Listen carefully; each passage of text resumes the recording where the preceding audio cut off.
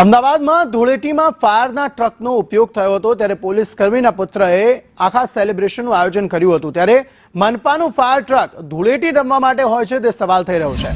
Emergency માટેના સાધનો રમતગમત માટે વાપરવામાં આવ્યા। ધૂળેટી રમવા માટે ફાયર ટ્રકનો ઉપયોગ કરવામાં આવ્યો। પાણીનો વેઠફાટ કરી લોકોને ધૂળેટી રમાડાઈ। કોના ઇશારે ફાયરની ગાડી ઉજવણીમાં પહોંચી હતી તે સવાલ થઈ રહ્યો છે। ઇમરજન્સી સેવા માટેના સાધનો સેલિબ્રેશનમાં વાપરવામાં આવ્યા। આ વિડીયો સામે આવતા અનેક તર્ક વિતર્ક સર્જાયા હતા ત્યારે હવે એક પોલીસ કર્મીના પુત્ર દ્વારા આ કારસ્તાન કર્યું હોવાની માહિતી સામે આવી છે। પોલીસ કર્મીના પુત્રએ સેલિબ્રેશનનું આયોજન કર્યું હતું, લોકોને એકઠા કર્યા હતા, પણ સવાલ એ થઈ રહ્યો છે કે શું મનપાનું ફાયર ટ્રક ધૂળેટી રમવા માટે હોય છે? એ ફાયર ટ્રક કે જ્યાં આગ લાગી હોય, આગ બુઝાવવા માટે કામગીરી થતી હોય, ઇમરજન્સી ના કામકાજ માટે તેનો ઉપયોગ થતો હોય, તેને રમતગમતના સાધનો તરીકે ઉપયોગ કરવું તે કેટલા અંશે યોગ્ય છે તે સવાલ થઈ રહ્યો છે।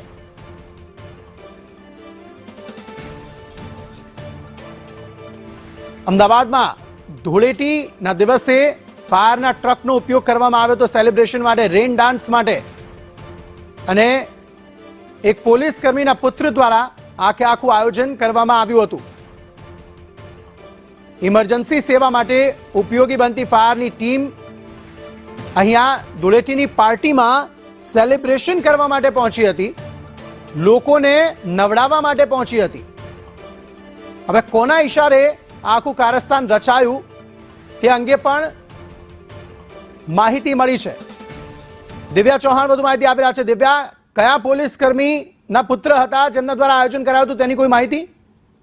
અંકિત, ફાયર વિભાગ દ્વારા ઇમરજન્સી સેવાઓ જ્યારે ચાલતી હોય ત્યારે આગ બુઝાવવા માટે કે કોઈ ઇમરજન્સી પડી હોય ત્યારે તેનો ઉપયોગ કરવામાં આવતો હોય છે, પરંતુ અહીંયા કોઈ અધિકારીના કહેવા પ્રમાણે હોળી ધૂળેટીના પર્વમાં ફાયરની ગાડી ત્યાં જાય છે, પાણીનો છંટકાવ કરવામાં આવે છે, લોકોને ધૂળેટી રમાડવામાં આવે છે। કોના ઇશારે થયું તે તો એક મોટો સવાલ ઉભો થઈ રહ્યો છે, પરંતુ આ પ્રકારની બેદરકારી હોળી અને ધૂળેટીના પર્વ પર એક સેલિબ્રેશનમાં સામે આવી હતી કે જ્યાં ફાયરની ટીમ પહોંચે છે અને ત્યાં સામાન્ય દિવસોમાં આગ બુઝાવતા ફાયરની ટીમ જોવા મળતી હોય છે, પરંતુ આમાં દ્રશ્યમાં સીધું સ્પષ્ટ દેખાઈ રહ્યું છે કે ફાયરના જ અધિકારી દ્વારા ફાયરની ટીમ દ્વારા તેનો ઉપયોગ કરવામાં આવ્યો, ફાયરની ગાડીનો ઉપયોગ કરવામાં આવ્યો અને મોટા પ્રમાણમાં પાણીનો છંટકાવ કરવામાં આવ્યો।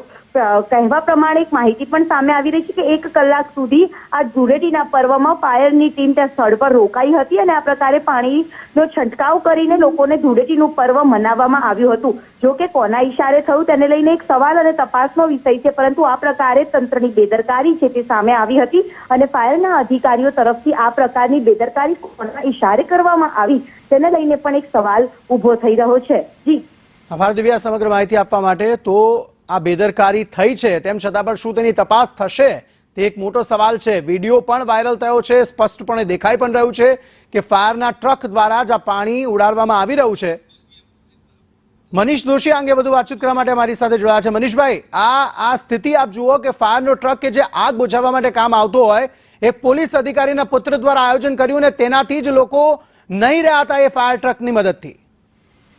એટલે સંદેશની સ્ક્રીન ઉપરના દ્રશ્યો આપણને દેખાય છે કે તંત્રમાં કેટલી હદે પોલમપોલ ચાલી રહ્યું છે। એક તરફ અમદાવાદ શહેર સહિત રાજ્યના નાગરિકોને શુદ્ધ પીવાનું પાણી ન મળે, લોકોને તકલીફ પડે, વારંવાર પાણીની તકલીફ અંગે અનેક જગ્યાએ કોર્પોરેશનમાં રજૂઆતો કરવામાં આવે, અનેક જગ્યાએ દૂષિત પાણી પીને પોતાનો પરિવારે જીવન જીવવું પડે, અને બીજી બાજુ પોતાની મોજ મસ્તી માટે અધિકારીના પુત્રો દ્વારા સૂચના આપવામાં આવે અને એનું પાણી આવે, લાખો લીટર પાણી આ રીતે બારોબાર વેફાટ થાય અને સરકાર બીજી બાજુ નલ સે જલ બચાવો અભિયાન કરે, એ બી ટેક્સપેયર નાગરિકોના ખર્ચે। થોડી પણ શરમ હોય ભાજપા શાસકોને તો એમના અહંકારી વ્યવસ્થા ઉપર એમને કાંઈક રોક લગાવી જોઈએ। અમદાવાદ શહેરના ટેક્સપેયર નાગરિકોને શુદ્ધ પીવાનું પાણી ન મળે, અનેક વિસ્તારોની અંદર દૂષિત પાણીનો હોય અને વારંવારની રજૂઆત છતાં રજૂઆતોની અવગણના કરવામાં આવે, અને બીજી બાજુ ધૂળેટીની અંદર પોતાના શોખ પૂરો કરવા માટે અધિકારી ધોરણના પુત્ર પોતે મનમાની કરે અને એને ફટાફટ પાણીની હજારો લીટર ભરેલી એને ટેન્ક મળી જાય, ટેન્કર આખું આવી જાય। આ દેખાડે છે કે કેટલી હદે ભ્રષ્ટાચાર, ગોઠવણ અને ગોલમાલ ચાલી રહી તંત્રમાં। હું સંદેશના માધ્યમથી ભાજપાના શાસકોને પૂછવા માંગુ છું, જે પાણીનો મારો ઇમરજન્સી સર્વિસ માટે છે એ તમને ધૂળેટી માટે કોના કહેવા છે? આની જવાબદારી કોની? આ પૈસા સામાન્ય નાગરિક પાણીનું ટેન્કર મગાવે એના અનિવાર્ય કારણો માટે એની આગળથી પૈસા વસૂલ કરે. અમદાવાદ શહેર સહિત રાજ્યની અંદર અનેક જગ્યાએ ટેન્કરનો અને સફેદ પાણીનો કાળો વેપલો ચાલે છે.